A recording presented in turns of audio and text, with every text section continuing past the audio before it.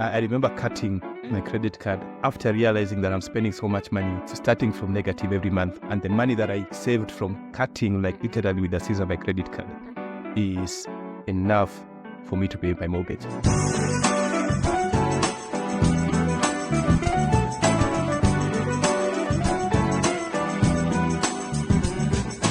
Welcome to Saved by Nobel, the Learning and Growth Podcast. I'm your host, Dennis Nyanja. And I'm your co-host, Vicky Getich. Yeah. Maybe, Vicky, you introduce the next one. Yes, this is something that Dennis is very passionate about.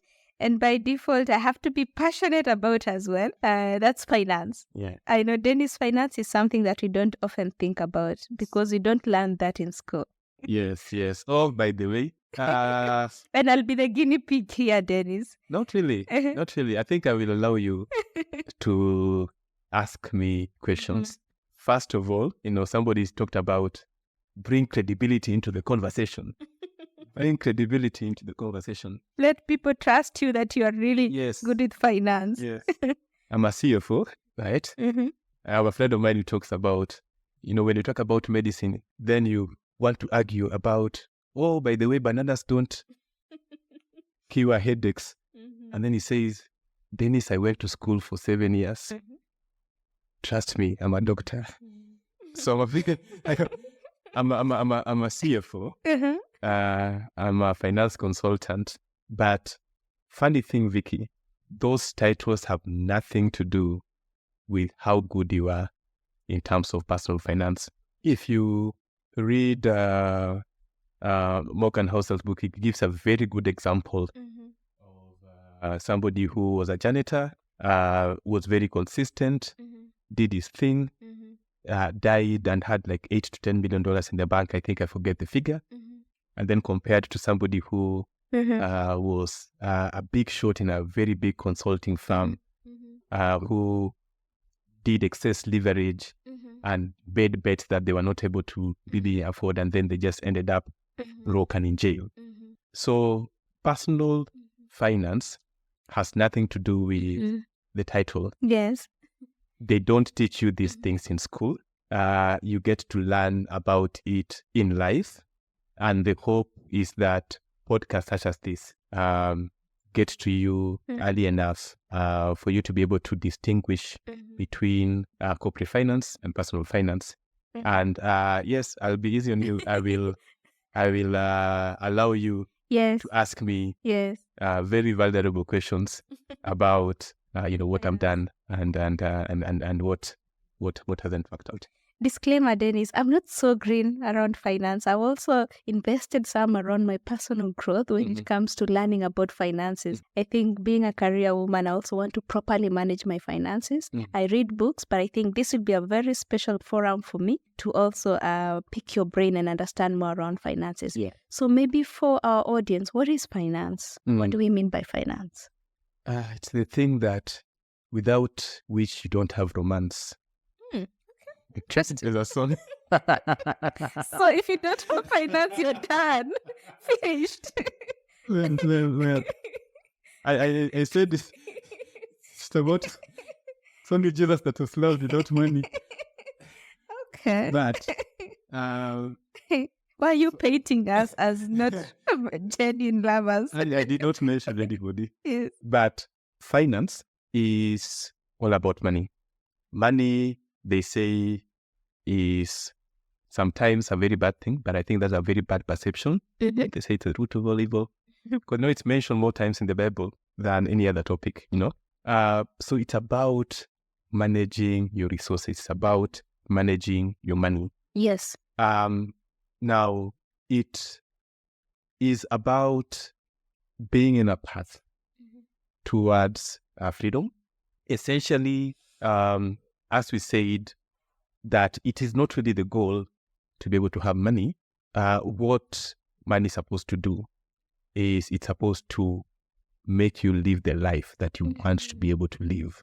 It's an enabler. It's an enabler of some sort. And so when you're talking about personal finance, you want to be able to think about this money, not as a goal in itself, but as a means towards you having the life that you want. Okay. And so personal finance is the entire management, it's the entire journey that takes you towards that destination.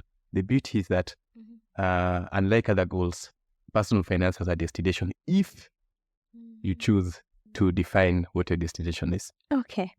Now that you've given us a very comprehensive definition of finance, you've said it's all about managing resources.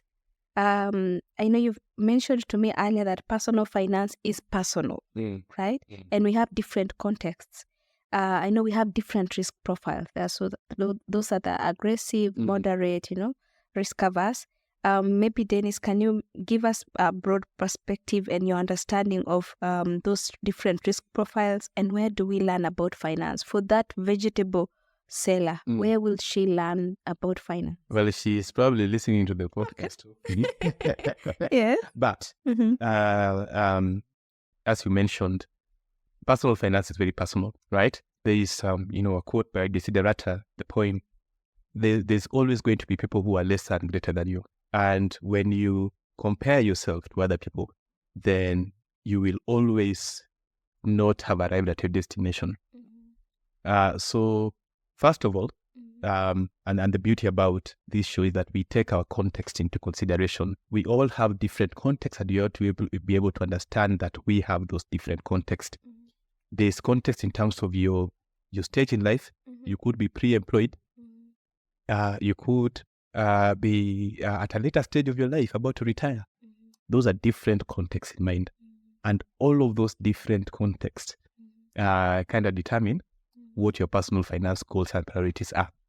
Number two, to clearly distinguish, and we actually talked about it, is that actually when you go into an investment meeting with a professional, if they do not start their meeting by assessing your risk profile, you need to run away from that particular person, because they will not have your interest in mind.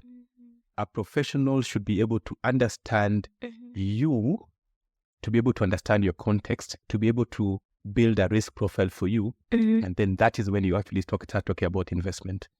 So we have different risk profiles. Okay. We can have very, very conservative, all the way to very aggressive, all defined by our understanding of our context. And sometimes you might find that they are also defined by other people who want to rely on you. So for example, you can see people who say, you know what, I want to risk it all. Put all my eggs in one basket. I want to put all my eggs in one basket, Yes. We are, it's like Dogecoin, we're going to the moon, and the guy just comes and borrows and leverages and puts it all there. Man, he can either end up really, really broke or really, really rich. Exactly. So more risk, more reward, less risk, less reward. But nobody should be able to tell you what the right profile is. We all have our own individual profiles. That's a very good summary of the different profiles. I know we have different topical areas around finance, Dennis. Do you want to maybe just shed more light to our audience on what those topical areas are? Yeah.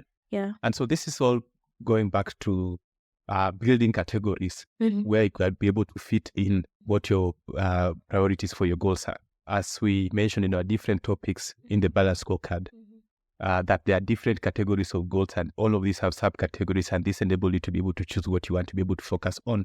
And also in our balance scorecard episode, we did distinguish between career and finance. And finance, yes. And people didn't really get to understand what the difference is. So I gave some example there, and I think I'm going to give it here as well. That finance, and maybe this goes back to the definition, it helps to just go back there. You can have somebody who makes 1 million shillings a month and blows 1.5 million shillings in a month. They are negative. They're spending more than they earn. They're spending more than they earn. You can have somebody who makes 50,000 shillings and saves 20,000 shillings. That person is saving 40%. From a finance perspective, the person who is saving 40% of the income is way, way better than the person who's earning 1 million shillings. In managing their finances. So that is the distinction. Now, of course, we all go through cycles. Sometimes things are good. Sometimes things are not so good. And so those cycles determine the category that you want to be able to focus on as part of your goals. So it could be things like budgeting. It's learning how to become your personal accountant, right? So you need to know how to budget. You need to put some funds for emergency. You need to know how to invest. You need to manage your lifestyle. You need to manage debt. Whatever is placing you at that particular point in time, those are the different categories that you can actually get into based on the stage and context of where you are at the moment. So there are very many categories that you can packet yourself and say that this is a skill that I'd want to be able to go in and learn. And I believe in none of our episodes we'll delve more into budgeting because I know it's a broad topic. Yes. So so of course you mentioned about budgeting, setting aside emergency funds. Do you also want to talk about just slightly on investments and managing debt? Yeah. So budgeting is a very obvious one. People, when they think about finance, I want to be able to. I want to be able to budget. Can I budget?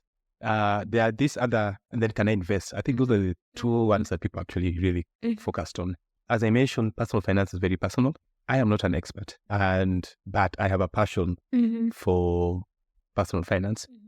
And I think just sort of like also being very vulnerable, I will share some of the things that have actually gone well and not so well for me, but also bring them into context.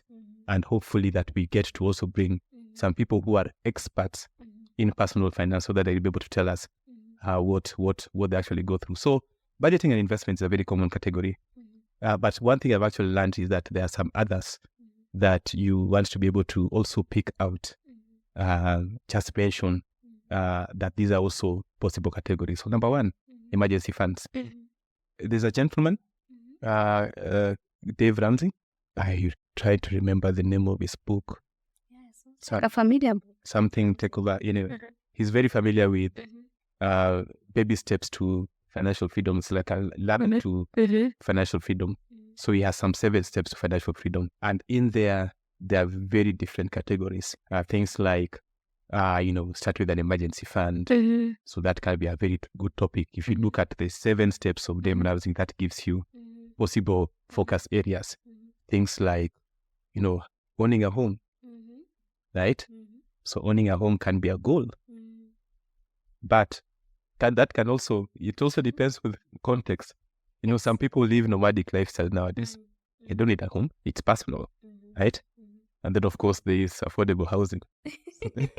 In Kenya. Yeah. And then another thing that is not really common is, I mentioned lifestyle. Yes. And I'll give you a very quick analogy of this. When you retire, the biggest shock of people is maintaining their lifestyle. Right? And so you have 2 choices about lifestyle, and that's why it's a goal. You can either make enough money to sustain, or you can shrink your lifestyle to what is sustainable. So shrinking your lifestyle can also be a goal, right? And managing debt. Debt is, for those people who are experiencing it and they're not managing it very well, it can be a morale killer. It can be cause depression. It can be so many things. Part of the Dave Ramsey steps is paying off your debt. There are different strategies for how do you pay them. But if you're facing a situation where you are, just digging your hole, then that strategy about getting yourself out of that hole can be a category in itself. Yeah. So improper management of finances would lead to debt, right? Improper management. Well, that's one of them. Debt comes in different ways. Okay. Living beyond your means. Yeah, it can be those things. You can be the person who's causing them, but it can also be something that is just very much out of your control. Let's say COVID, for example. I know people whose businesses just went south because of COVID. That's an external factor that can cause you to go into debt. Yeah. It could be health issues that cause you to go into debt. So, of course, accepting that, maybe you are in that point of debt and then working yourself out of that can also be a goal to actually be celebrated as part of your annual goals. Yeah. So, Dennis, I also want you to share with us some of the things that have gone well with you around finances. And maybe before that, just shed more light around liquidity, solvency, and financial freedom. What are they, and what do our audience need to know around those areas? So these are terms that you actually need to kind of like know. Liquidity is having cash, the ability to be able to have cash, right? Remember, we are talking about very strange things like lifestyle, managing it down, managing debt, etc. The liquidity is how much cash you have to be able to take care of your needs. So, Vicky, I don't know if you've ever owned a plot of land. Yes, I have. You have. Now, try owning a plot of land and then fall into financial distress. You can't convert it to cash overnight. You will not convert it into cash overnight, right? And so you might be wealthy, but not liquid. Now, that becomes a financial challenge, and you want to put it as a goal as well. So you have to balance between liquidity. You have to have enough liquidity to be able to not get into shocks, right? Not a lot. You cannot have all of your assets in liquid form. Yes. But you have to have enough so that you don't go into shocks, or you protect yourself as much as possible from shocks. That is money in the bank, that is emergency funds. Those are things like that. Those are your money market funds. Money market funds, those things that come after 3 days. Infrastructure bonds that come after a week. It depends. Yeah, it depends. I know. Who's giving you the bond? Yes. Because also for a bond, sometimes somebody has to go and sell it. Yes. Somebody has to buy it. Right? MMF, you know that so many people are going in, so many people are coming out. You are less interest, but you can liquidate. Yeah. You can liquidate very fast. Solvency is also a very common term. This means you're broke. You are done. It's now, if you're not solvent, it means you are not in a very good place. But of course, there's hope. It means your liabilities are more than your assets, right? You always want to be in a position where you have more assets than your liabilities. Remember that land question? Yes. If I gave you 3 months to liquidate the land, maybe you get. Maybe. Right? At a lower cost. Of course, if it is somewhere next to Tanzania and we're in Nairobi, now that becomes a problem. And then, of course, there's the concept of financial freedom that we're going to keep hearing about. The ability to be able to do anything that you want when you want to do it, as long as it's legal, right? If you want to go on holiday, if you want to be able to volunteer for a charity and take pennies on the dollar because you're doing something, that is financial freedom. So those are concepts that people actually need to be able to also know can form a part of your finance goals. So being a finance guru, eating and drinking finance, what are some of the things that have gone well for you around financial management? Yeah. So I think that is where I started, Vicky, in terms of this is something that is not taught in schools. It has to be practiced. There's a very good class offered by one of the churches here, and I'm going to put it in the show notes as well, that takes you through the journey of what informs your finance. They've run this book. With Centonomy. Yeah, it's Centonomy. There's Centonomy as well. There's Couples and Money. So there are those classes that give you a background.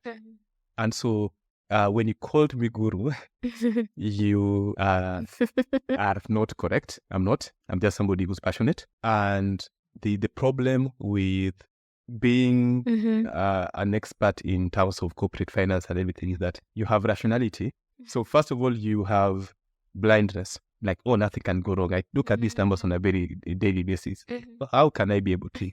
So there are people who are blind. I've been there before. And then from that blindness, there is also, maybe there's awareness, but that awareness comes with excess rationalization. An economic mind is a rational mind that, given, if you have a pot of money and Vicky asks me for 50,000 shillings because she's very desperate, and then I have 6% in the stock market, I'll go to the stock market. That's not rational, right? Yes. That's where psychology of money comes in. So you have those barriers to actually go through. So I cannot profess, because of my knowledge, and that's where we tackle the topic, that I understand anything about finance better than anybody else. I go through the journey, but I'm also very passionate about understanding my blind spots and working through those. The idea behind the podcast as well is to make sure that people learn from other people's examples as opposed to their own examples. So some of the things that don't look like very rational decisions that I actually made that go into the context of personal finances. When I started my family, one of the first things that I did, I was very early on in my career. I had just gotten my family because I did not have a lot of assets built up, but I had a flow of income. Immediately, my kids were born, got education policies for them, right? So that is context specific. No, you don't have a lot of assets, you have income, you're early on, you want to be able to protect. So insurance, by the way, doesn't make you money. Yes, it doesn't. It just gives you a surety that in case something was to happen. So that has gone well. The other thing that does not look like a financial decision but has gone well is within our own African context, being a first child or somebody who has employment in your family. What you want to be able to do is to get as many of your family out of that as possible. Some of us are products of family, right? And so giving that back and saying, okay, part of what I want to be able to do is be able to clear that debt that belongs to my family, or I'll be able to sponsor and this particular person to be able to go to school and try and do one or two things. Start another biashara somewhere, business. So those are things that have very much, and I think it makes us very social as Africans. It's something I'm really proud about, that investing in other people is something that we actually find to be a very rational finance decision as an African. Of course, I took a few risks when I was young. Okay. Like which ones? I'm keen to know. I was a WhatsApp farmer. Yeah, so that's remote farming. Not remote farming. When you think that you can direct how your plants grow up country, or from your place. Of course, I was glad that I got banned. Back in the day, starting to write for people, those are things that we tried out and it burnt a lot of money there. So I'm looking at those things as, money that was burnt, but I'm glad that I took those risks and I learned my lesson. And then, of course, the most important thing, because I'm talking about maybe the start of my career to where I am right now, is education. Education has an ROI, it has almost all upside at a young age than downside. So when you invest in your education, it is an investment. Great. That's really encouraging, Dennis. I'm learning a lot from you. I've also been a remote farmer, and it never ends well. There was a cow. Yes. I once bought a cow. Yes. Oh my God. Okay. Story for another day.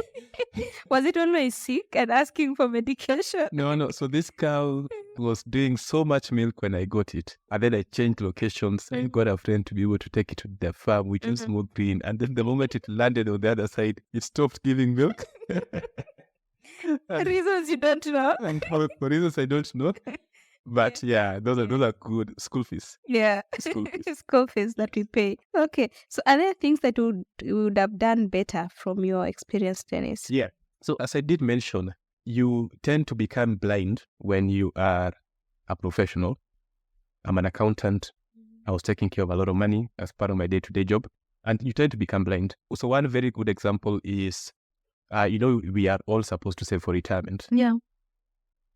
That is a reality that if you don't do right now, it will catch up with you.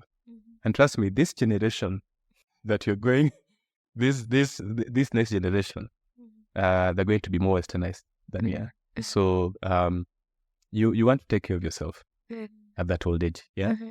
So I remember coming from switching jobs, earning maybe 2x what I was earning on my previous job, but I felt so much on top of the world. And so what I did is, I know my tax laws. Let me go and maximize my retirement benefit. So I put on retirement funds to the maximum amount allowable for tax in Kenya. That's around $200 back then. And I felt like, Dennis, you're making a very rational decision. And then for the next 5 years, my salary grew. But I forgot to update my retirement savings.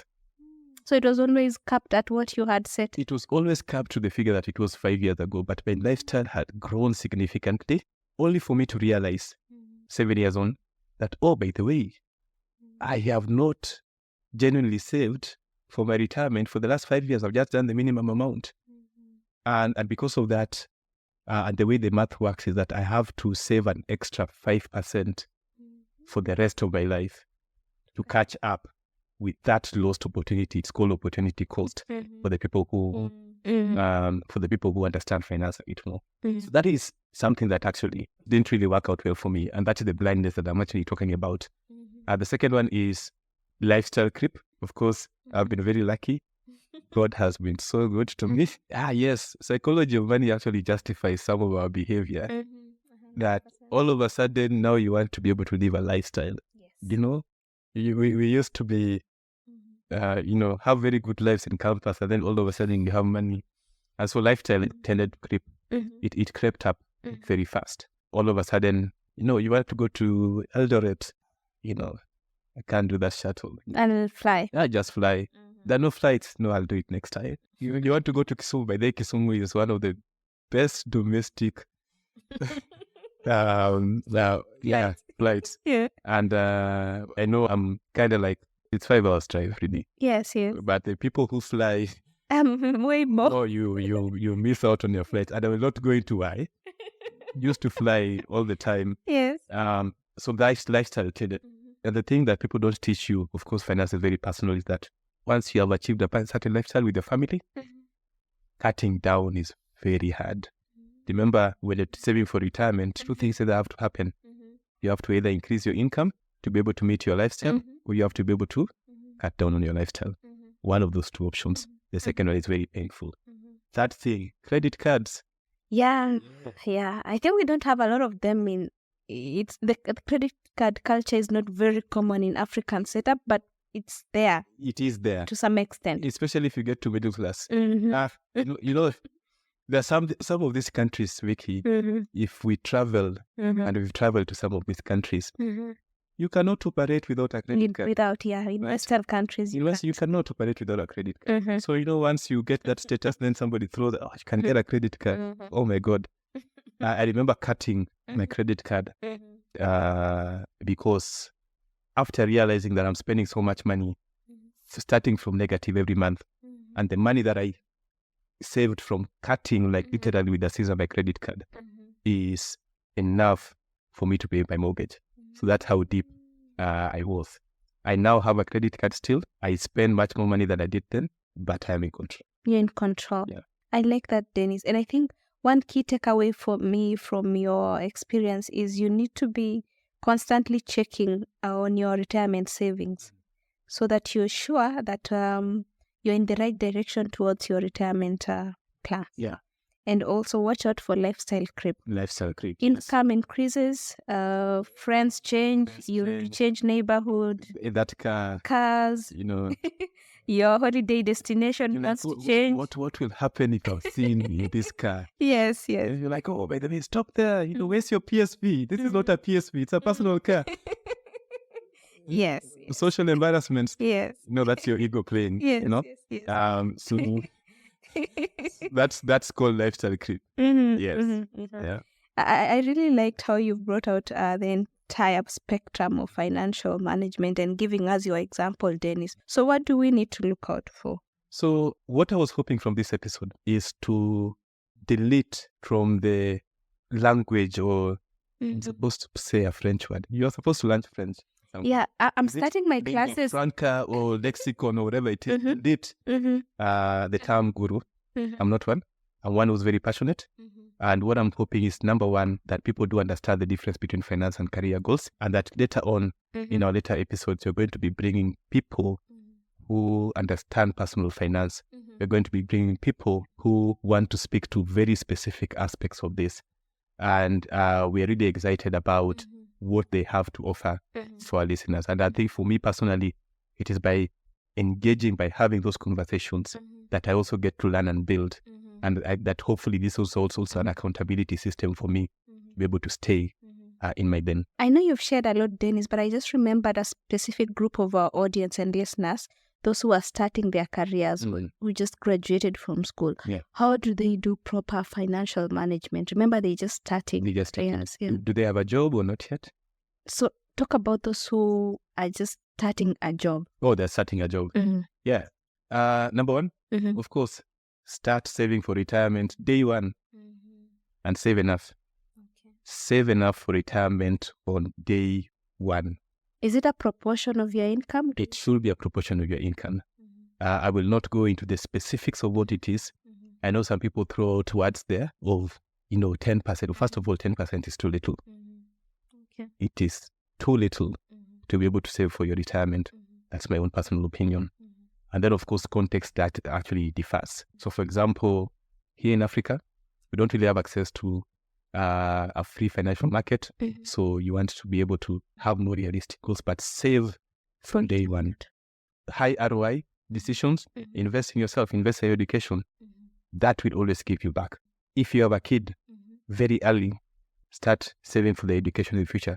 Insurance is like, I'm taking my school fees now, I'm paying the future school fees now, just in case something happens here in between. You don't have enough assets at that particular age. So save for your retirement early on, invest in yourself because that has a very high ROI. And if you have a dependent, make sure that you're taking care of them through insurance. Thanks, Dennis. And I believe in our subsequent episodes, we'll delve more on investments, budgeting, and many other things around financial management. Yeah, so what are some of the books that you would recommend to our listeners? Yes. So one place that I want everybody to be able to start is Dave Ramsey's 7 Steps. 7 Steps to Financial Freedom. It's free on YouTube. That's going to give you categories of where you are on your financial journey. It's a journey. Listen to that as you're doing your goals and then make it as a goal to move towards that. I think I'm in stage 4 or 5 of the 7. And it's something that I actually started 2 years ago. And so I'm really proud of that. Okay. But where we are going is further than where we're counting. So you're saying it's easier to get to stage 4 than to 7? I'm saying I set ambitious goals. Okay. Yes. And of course, Rich Dad, Poor Dad is one that opens up every young person's mind on Robert Kiyosaki. Personally, nowadays, let me keep my thoughts to myself, but I found that to be a very good book to read very early on. Millionaire Next Door. Oh my God, stop comparing yourself to other people. 100%. The person who is driving that old car is richer than you. 100%. And I say because I used to take flights all the time. All the time. Right? Of course, I couldn't get money to be able to realize the context of where you're operating in. So there are so many books out there. I will come up with also a few local examples as well. 100%. Thank you so much, Dennis. That has been very insightful. I look forward to many more. All right. Thank you. I hope this episode has taught you something new, or at least reminded you of something that you once knew. We're always very excited if you go out and apply it and let us know what the experience looks like. You can reach out to us on LinkedIn as Dennis Nyanja, Nyanja, or Victorine Ngetich, Ngtich.